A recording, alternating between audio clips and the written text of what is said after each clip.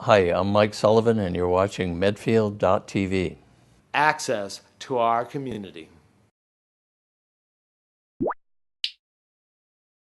Well, welcome. It's nice of you to come out on a relatively warm night. We're practically having a heat wave today, so enjoy it.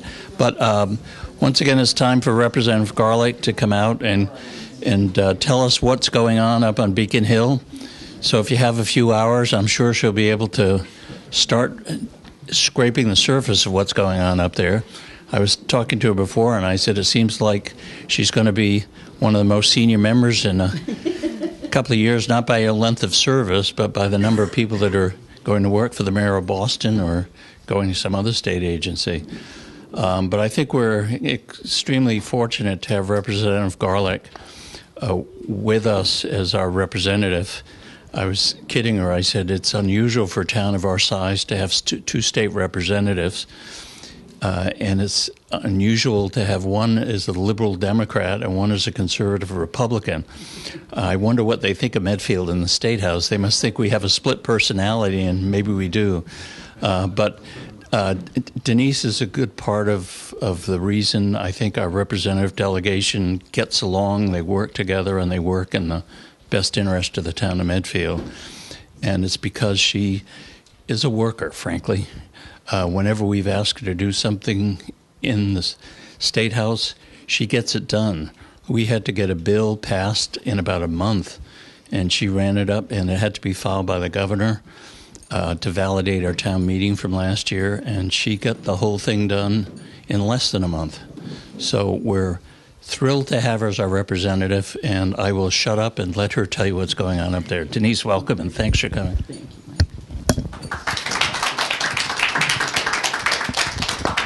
Hi, and I first off would like to thank everyone who has come out this evening.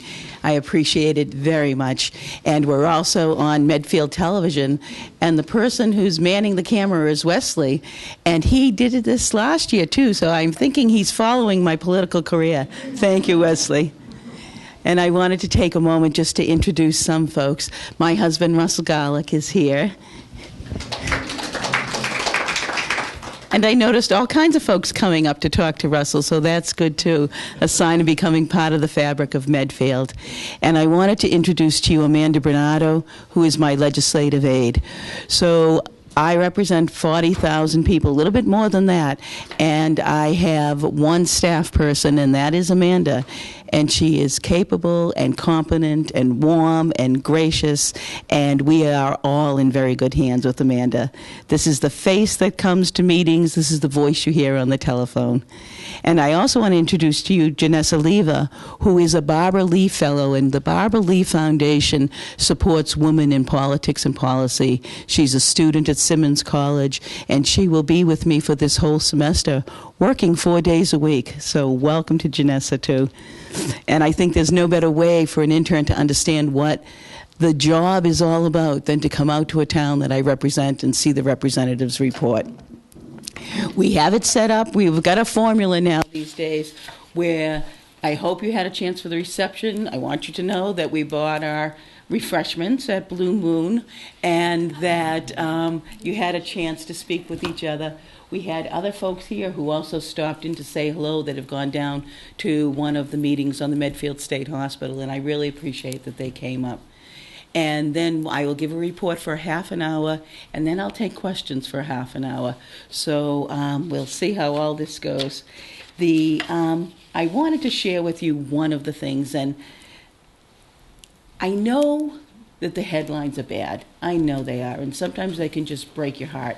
The headlines we have now coming out about DCF, but the capacity to do good in this job is great. And the Commonwealth is doing very good. And I never see that headline that says, Massachusetts is great.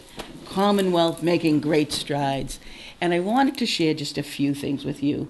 In 2013, Massachusetts created more jobs than in any year since 2000. Massachusetts actually came out of the recession faster than any other state in the nation. And I think that's something we keep talking about jobs, and we are developing those jobs and supporting those jobs. The Mass Biotech Council reports that Massachusetts has more research and development positions than any other state. And I actually am part of the High Tech Caucus and was in Cambridge this morning. And the energy around biotech and around high tech is so strong. And there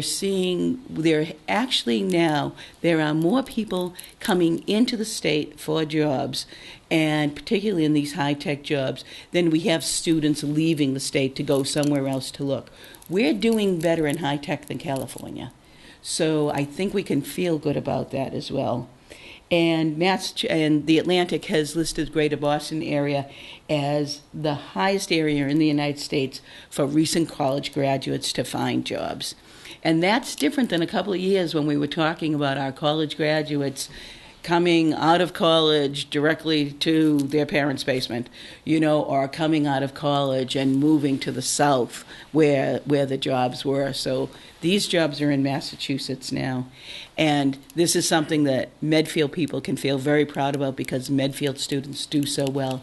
The Massachusetts students rank number 1 in the nation in math and in science, number 1 in the nation. There's actually a test that is given internationally. It's called the PISA test, and the Massachusetts students are on par with any of the other countries that we usually hear about. We're on par with China, we're on par with Singapore, and Medfield is in the top percentage of performing schools in Massachusetts. So you're in the top percentage in the nation, and you're on par with some of the most aggressive other countries around the issue of education. So that's something that's well worth being proud. So we'll start this knowing that things are good. Things are good. Headlines are bad, but things are pretty good. I wanted to share with you that I am been appointed the Vice Chair of the Joint Committee on Education, which is very important given that I represent Needham, Dover, and Medfield, towns for whom education is one of our greatest values. I also serve on the Joint Committee on Mental Health and Substance Abuse and the Joint Committee on Public Health. And I have been appointed to be the legislative liaison to the ICC, which is a consortium of agencies that work through the Department of Public Health, particularly concerned with early intervention and our little ones that have special needs. And I belong to a variety of caucuses. And the caucus idea is really very interesting. And it's actually a nonpartisan issue. And what it is legislators join together to have more strength in numbers on issues that they care about. So I belong to a suburban caucus because we are, in the legislature, the city and the urban representatives have a lot of clout. So the suburban legislators have learned to band together on certain issues. I belong to the Metro West Caucus, the High Tech Caucus I told you about, a caucus of representatives that work on the issues related to libraries, to elder services, and for individuals with disabilities. And the beauty of those caucuses is those constellations change all the time. People that are in one caucus aren't the same people that are in another caucus. And that's important. Mike was so kind to say that, Medfield has this diverse delegation, and that he thinks that I must strengthen that delegation in building relationships. Medfield has newly elected Sean Dooley, and I was in contact with him right away by text, and then met with him the day before he was sworn in. And I just wanted to make sure that he kind of knew how to get his feet on the ground and what he needed to do, because the issues that Sean Dooley and Jim Timilty and I work on related to Medfield, those aren't partisan issues. Those are the issues about this hometown and what this hometown needs and how we can best meet that. And I think we do. I think our strength is our diversity, because when you think the way you get anything done, there is no superstar in the legislature who can make things happen. The way you get things done is you get together enough representatives that you've got a critical mass to move an issue, and we each have our own circles, and so that diversity is actually an incredible strength for Medfield, I think. So, and I wanted to just let you know how I see the job. When the newspaper comes out and it says Beacon Hill Notes, and you see that it says the legislature was in action for 2 hours and 12 minutes, I can't imagine what your reaction might be, but my reaction is I get this pain that shoots through my head because that is such a poor reflection of how much work this job entails. And the reason the good Mr. Garlick is here, because he's vouching for me, that I'm working very hard at this. That legislation is the amount of time, when they put that in the paper, that I'm actually sitting in chamber voting. That doesn't begin to talk about what I consider my primary focus, which is constituent services. Whether that constituent is an individual in Medfield who needs help kind of banging their head against a state agency and unable to get an answer, whether it's a family in Medfield that needs some kind of assistance in getting to Mass Health and is trying to get through that mound of paperwork, whether it's the town itself, and we're working on issues related to Medfield State Hospital, or the issue that Mike was talking about, just making sure that we have home rule petitions that go through quickly and the town can move on with its business. The other issue that takes a lot of time is the budget issue, and you'll hear a lot about it right now, and this will probably take a major part of my attention over the next 4 months. And I had lunch with Janessa today to tell her it's also going to take her attention. And it takes a great deal of advocacy working on the budget. And the budget, to me, is simply, as a Commonwealth, what do we value? And do we put our money there? Because we can do a lot of talk, but if you don't put your money there, then it's just talk. And so the budget is a lot of work, and on how we're going to prioritize things and what we need. Always my primary focus will be around local aid and around education, but there's a lot of other things we can talk about there. And then the legislation is important, and the committee work, one of the things I think you can be most proud about in the Commonwealth is that every single bill gets a public hearing. There are over 4,000 bills that are filed every legislative session, which lasts 2 years. That's a lot of public hearings. I go to the public hearings for my committee, and I go to as many as I can, and each time I marvel at the knowledge in the Commonwealth where people come and they explore every possible side of a bill, but I get to sit there and hear what their experience is, what their education is, and why they think that matters. And many of those people come from Medfield. Lots of leaders in the Commonwealth are here. The constituent and town services, I just wanted to make spend a little bit of time on so you can see what that means. In my office, we have received over 900 unique individuals contacting the office. That's by phone or by email. And once they contact us, and we work very hard to get back to folks, and it is the top priority in the office is to get back to anyone who's contacted us. Once they actually contact us and we get back to them, then let me tell you, they keep contacting us because now they know there's somebody on the other end. So that 900 people you can multiply by 2 and 3 and 4 for the amount of people we're in contact with over time. You know, of course, that I hold district hours in Medfield, and we publish that in the paper. And people do come to the district hours I have. And sometimes it's on a big issue, and sometimes it's on a small issue, and sometimes it's just to come say hi.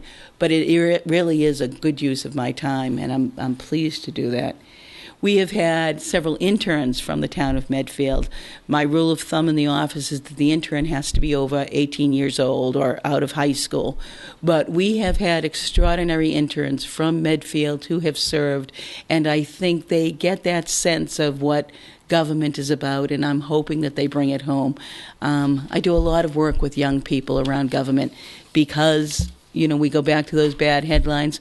I'm afraid they're going to check out before they can ever check in, and I want them to see that government works and it's working for them. And of course, I work on the issues related to the Medfield Public Library. I'm going to a library legislative breakfast tomorrow. I was invited to the Senior Center, to the Council on Aging breakfast. And actually, if you invite me, I will come.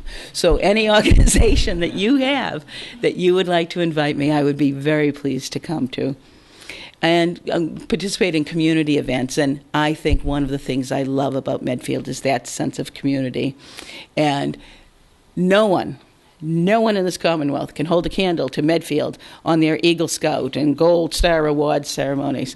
And I think you should be very, very proud of that. I'm the mother of 2 Eagle Scouts. I know what that means, and it's just testimony to the young people and the families and the adult leaders and the whole community. One of the things, Roz was here earlier, Roz Smythe, and we went on a tour of the Medfield horse barns. And it was very important to me to do that because the Medfield horse barns are small business in this community. And not only do the horse barns are these small business people who are giving lessons or who are, boarding the horses, but it's also business. Dr. Anderson is here. It's also business for large animal vets, for the feed store in Walpole, and it is the best way that we can preserve open space in the Commonwealth in a meaningful way. So it's good for the economy, it's good for open space, and it was a great education for me, a city girl from Needham. And it was something that I actually went directly back and met with the Speaker of the House about. And it was a great conversation on looking at these horse farms and these idyllic places in a new and different kind of way. And of course, I'm a strong advocate of the Medfield Foundation volunteer recognition event. I think it's the heart and soul of the community. And the Medfield Coalition for Public Education, we always donate a tour and a lunch, and they raffle that off. And Medfield families have come into the State House and spent a good block of time there. And I think that that's valuable. And this year, I'm angling to actually get invited to the event. So, and of course, the conversation in Medfield, the amount of work that is now taking place on every possible level in Medfield that has gone on for years, but now we are actually at the place to make an impact is around Medfield State Hospital. And there's legislation currently pending on the well field. There's conversations, I've engaged in conversations with the Mass Historical Society about the Odyssey House that Medfield feels very strongly needs to come down, and we need to be able to get permission to do that. We also dealt with the commissioner during some of these talks around the use of Medfield State Hospital property, around the equestrian uses and preserving the trails and utilizing that, and she has been very open to that at this point in time. And I meet in the early morning with the Medfield Hospital Legislation Committee, and we will keep meeting regularly as we're kind of pushing this legislation along. The legislative session ends on July 31st for formal votes, so we are on a real window here where we have to make this legislation. We have to see the draft that we're waiting for from DCAM, and as soon as it's in our hands, we have to push that forward as much as we can. And I know that you all are having a special town meeting on March 10th, and as you all know, I always come to town meetings, so I'll see you there and hopefully have an update on our legislation. And I have been invited and in good contact with the Medfield Board of Selectmen and the town clerk, and with Ron Griffin, the Veteran Service Officer, and the Chief, Bob Meany, was here earlier, and and he's still here now. Haven't got rid of me yet. Yeah. Yeah. And with your fire chief and with both of your superintendents, you may know that I was a tremendous fan of Bob McGuire, and I have now met Jeff Marsden, and I think I'm going to be a tremendous fan of his as well.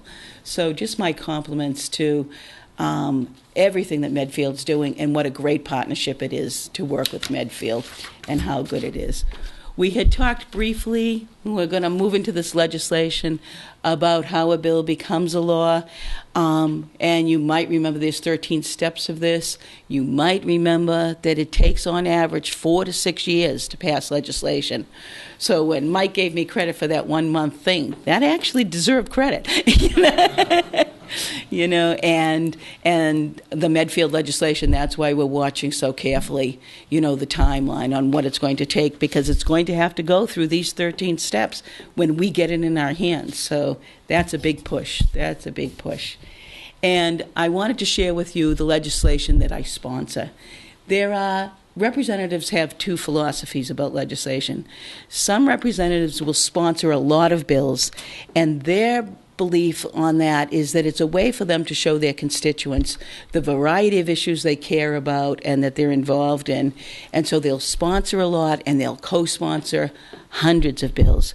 And there is another camp of representatives who believe that they'll sponsor a few bills in which they can really be a strong advocate. They have experience and expertise in it, and will co-sponsor bills that they can follow very carefully. And I am from that camp. So these are the bills that I have sponsored, and then I have co-sponsored about another 69 bills. But those are bills that when you call my office, I know where those bills are. I know what they're about. I know where they are in those 13 steps. And I just want you to know that my desire to have a good grip on that kind of thing is so that you can feel that I'm an effective legislator and that the things that I sponsor and co-sponsor are things that I'm deeply committed to. In that list, I just wanted to highlight two for you. And one is an act regulating newborn pulse oximetry screening for congenital heart defects. So you may all remember that I'm a nurse. So when you go to the doctor's office and they put that little thing on your finger and it's got the red light, it tells how much oxygen is in your blood. Well, this bill asks DPH to make regulations so that every newborn born in the Commonwealth will have that little thing put on their finger. It is the fastest, easiest, most non-invasive, cheapest way to detect heart defects. And 90% of newborn heart defects can be detected by this pulse oximetry. That bill was supposed to have been passed last night, only we're in session till 11:30 and it wasn't passed, and I'm hoping to report to you that it will be passed next week. It has tremendous bipartisan support, and it is my first piece of sponsored legislation, so this is a big milestone to get that. I've passed a lot of home rules, but I haven't that have this generalized legislation. The second one, and I think I told this story last year, but I wanted you to know, the bill and act to regulate relative to the bundled cellular transactions. This came directly out of Medfield from a fellow who came to district office hours, was irate because he bought cell phones for himself, his wife, and his child, and the sales tax on those cell phones was more than the sale price he paid on the phones. And so this bill says, and that's due to the way the legislation was written, this bill says you can only pay the sales tax on the price you pay at the cash register.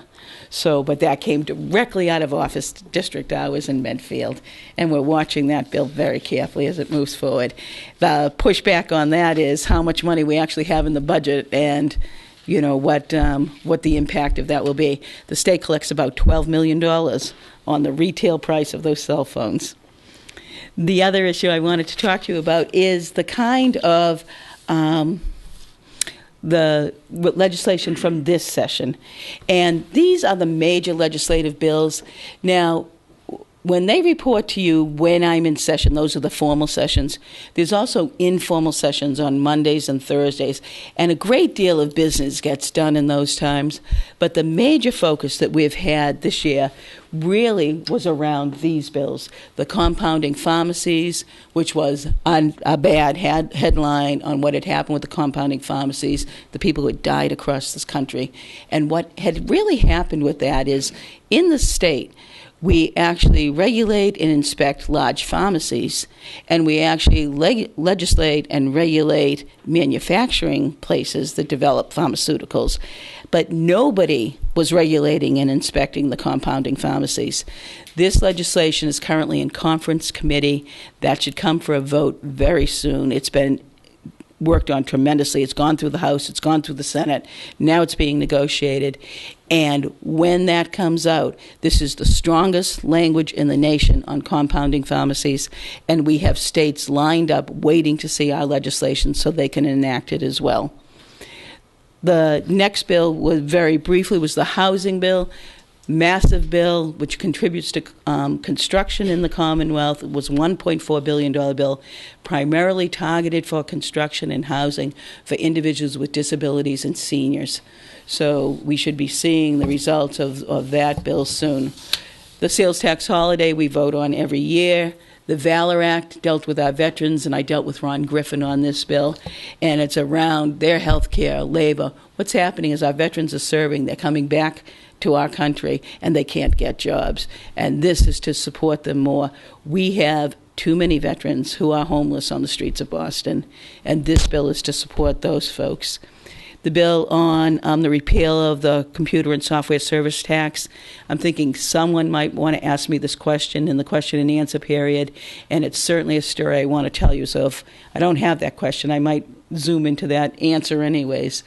And you know that there have been big decisions made on legislation around transitional assistance, which is welfare reform, and around the transportation finances. And I just briefly want to touch on that. The issues related to transitional assistance, this is the kind of information that you get in a headline, and you're like, what's happening? And us things spinning out of control, and who's getting this benefit, and who deserves this benefit.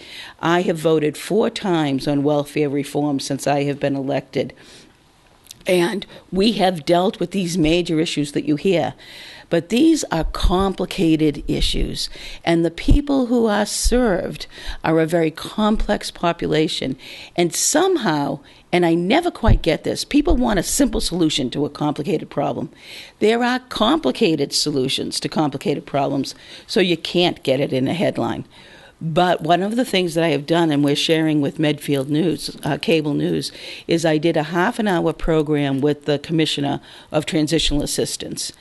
And what I said to her is, the people that I represent in my towns of Needham, Dover, and Medfield are thoughtful people, and they need an informed conversation. They don't need a headline. They don't need something to aggravate them. We need to talk about poverty in the Commonwealth. 1 in 6 children in this Commonwealth lives in poverty. We need to talk about the people who deserve that benefit. And we all want to make sure that these issues, which have been dealt with, I want to reassure you, when the EBT card reform, who's eligible for it, that high balance thing. You know, we heard about the high balance thing in the headline. Very few people had high balances. Part of that was related to what the federal standard was. That no longer exists. The out-of-state transaction, very limited, but now there can be no out-of-state transactions. We monitor all practices. The people can use their EBT card in contiguous states around us, but if the card is used for a period of 60 days, you know, it's no longer active. Eligibility is very clear. And you know what? I want to back up because I'm wrong on that 60 days, and I don't want to say anything that's wrong. The people on the out-of-state transactions, we understand that people who live in Haverhill are going to use their card in New Hampshire, and we understand that people who live down in the southern part of the state might use it in Pawtucket, Rhode Island, but we don't expect it to be used in states that are not contiguous with our state. There's a fee for the replacement EBT cards, and a Bureau of Program Integrity has been developed that actually is outside of transitional assistance. They have their own audits, but now there is another agency that audits that. And I just wanted to deal with that up front with you. I wanted to let you know the work that I've done on it, because this is the kind of thing that kind of lingers. And if you don't know that I've voted on this 4 times, if you don't know that we have explored this so carefully, it is frustrating. I want to reassure you that I don't want anyone to have one single tax dollar that doesn't deserve it. But just as strongly, I want to ensure that anyone who needs that money has that money and that has the ability to buy food. And I think in our Commonwealth, that's who we are. So we have done that work to make sure that the people who need assistance get it, and the people who don't deserve assistance don't get it. So, and the issue on transportation is another issue. You might remember last year the governor had proposed a $1.9 billion deal to raise money for transportation. The reason transportation is so important is transportation is about jobs in this Commonwealth. If you can't get to work and you can't get back from work, then it doesn't matter how much people are trying to set the table to develop new jobs. Transportation matters for us in Medfield. People in Medfield take the commuter rail out of Walpole. They take the commuter rail out of Needham. It matters about roads and bridges. And so the issue that we have to support transportation is without question. And during the recession and even the years before that, we were not funding transportation. And so we were losing ground on it. And now what we have is a deteriorating infrastructure. And if we're going to move forward with energy and with vigor and develop the Commonwealth, then we need to look at our transportation issues. In the end, the legislature did not do the $1.9 billion plan. And part of that was the way it was structured was around some tax exemptions, eliminating tax exemptions. One of them was to eliminate a tax exemption for childcare. One was to eliminate a tax exemption for tuition. And one was to eliminate tax exemption for capital gains. There were 48 other tax exemptions. But for me, that meant the people with young children in my family, in my district, the people who had folks going into college, and the people for whom their wealth was in their house were now at a disadvantage. And that just seemed too big a reach. And in the end, the legislature voted for a $500 million transportation package. The way that that was structured is that the belief was that there needed to be money from different sources. We couldn't just say one source was going to be the source for that, raising the money for transportation, because then it would be an unfair burden on some part of the population. So we talked about the gas tax. It was proposed to raise the gas tax 19 cents. The legislature raised the gas tax 3 cents. It was proposed that one of the things is we looked to the software design services tax and thought that there would be money there. But the truth was we didn't understand that business well enough. And in the end, we repealed that part of the tax. We dedicated money so that when you pay, and I think, Amanda, if you could catch up with me on those slides, we dedicate the vehicle sales tax revenues to transportation now instead of like letting them go into the general fund. So there were a whole variety of things in this formula to support transportation. One of the issues that people are concerned about is the legislature did index the gas tax. And you will hear, when I talk about, you hear the headline, but you actually have to read the paragraphs that go with it, that people are concerned about this indexing the gas tax. And I want you to know the rationale for that, for me, was in order to do these major projects, we're going to have to bond them. Nobody has $500 million to do transportation. We're going to have to bond them. And just like in our town, when we bond issues, you have to guarantee the stream of revenue. So we needed to be able to say that the gas tax would be tied to inflation so that as time goes by, that gas tax has the same value, so it can still buy the same things. And that's the rationale behind making that decision. And that actually is going to be something that's a referendum vote in November. And I'm hoping that people will take time to think that through. And anyone that has a question on that, I'm hoping that they'll give me a call, because it's very carefully balanced on how we can actually support transportation. The other issue is just legislation looking forward. We are looking in 2014 on the transportation bond bill, which I actually voted on last night. We're looking at another $300 million in the Chapter 90 funds, which is money that comes back to the towns for roads and bridges and those projects. We're going to do a gun violence bill, and I wanted to share with you that one of the things that we heard on the national stage around gun violence was connecting it to mental health issues. And I think it's important that we talk about mental health. My experience as a registered nurse, I actually worked in a psychiatric facility for a short period of time. In my opinion, the mental health system is broken It has broken, and we do have to fix it. But we don't have to wait to do one thing to do the other. But to the extent that we are linking our discussion about mental health and gun violence, I have worked very hard, and Jim Timilty, our senator, is the chair of public safety, and with Jim have talked about suicide prevention language in this bill. And I would share with you that more people in the Commonwealth die by gun, by suicide, than die by gun, by homicide. And that's true in the nation as well. So I am hopeful that this bill will have suicide prevention language in it, which is really around education and making sure people know where resources are. And it also develops a commission so that if there is someone that is unsafe to themselves or others and there's a gun in the house, that there will be a way to get that gun safe. But that's a complicated decision as well. And so a commission is going to be developed around that. I am very hopeful on that, and I'll keep you updated on that. We're going to hear a lot of reforms about DCF. I was talking to Paul at the beginning, and it is devastating, the information that we're hearing out of DCF. And to think that the children in the Commonwealth who are in the Commonwealth's care are unsafe is unacceptable. And I think we're going to see very strong language. The legislature is wild about this. And I'm expecting that we will be working on that with a bill before July 31st. And as always, we're working on education. And I am working on a project through my chair of education around the issue for our warrant committees, our finance committees.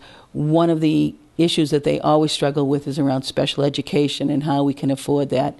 We have some students in the Commonwealth who are not, it's not common their needs, but their needs are very high cost. And for that small population, there is work being done to see if the state can just assume those costs up front rather than prospectively. It doesn't solve all the issues, but it does alleviate some of the pressure in that pot around costs related to special education. And that issue, you all may know, is important to me on a personal and professional level. Russell and I have a child with special needs. I was the nurse at Charles River in the day hab. You know, I know these issues, I care about these issues, and I'm advocating very strongly for them. So, and then around the issue of the budget, this is the process. Everything has a process, and every process goes back to the House and then back to the Senate and then off to the governor, and then we override things. So it's actually very interesting, to say the least. But the budget process is also complicated for us. I will enter the budget process. I'm always in touch with Mike. I'm in touch with our police chief. I'm in touch with our fire chief, with the library folks around the budget development and what our priorities are. And of course, the first priority is local aid. These are the budget highlights from last year.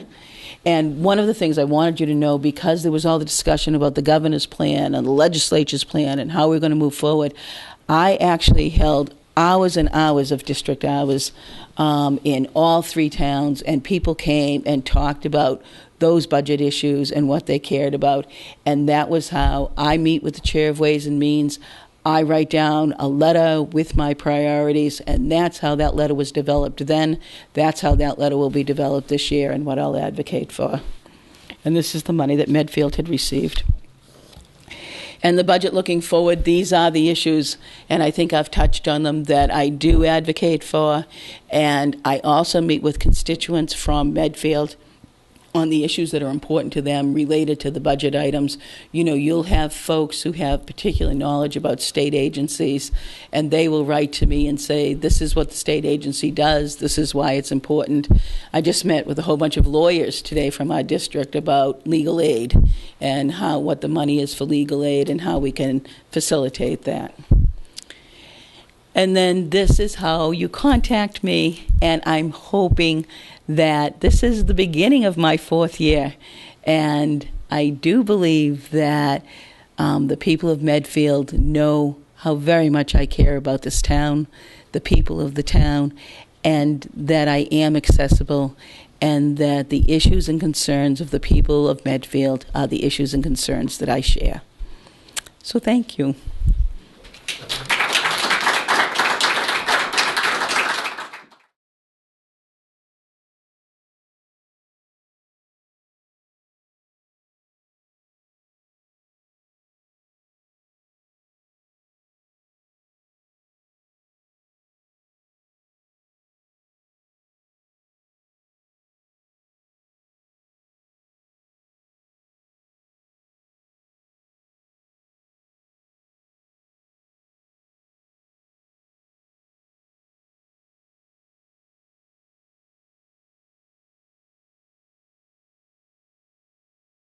Production support provided by Medfield.tv.